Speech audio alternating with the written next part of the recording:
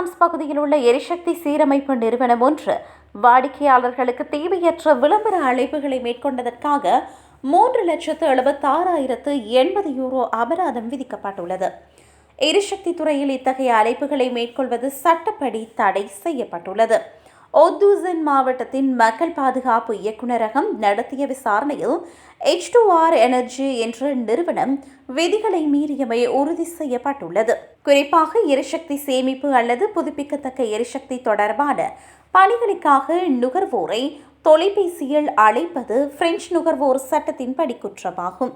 மேலும் விளம்பர அழைப்புகளை தவிர்க்க உதவும் பிளாக்டெயில் என்ற அதிகாரப்பூர்வ பதிவேட்டில் பதிவு செய்யும் உரிமை குறித்து வாடிக்கையாளர்களுக்கு தெரிவிக்க இந்த நிறுவனம் தவறிவிட்டது. இது நுகர்வோர் பாதுகாப்பு விதிகளின் கீழ் கடுமையான விதிமீறலாக கருதப்படுகிறது.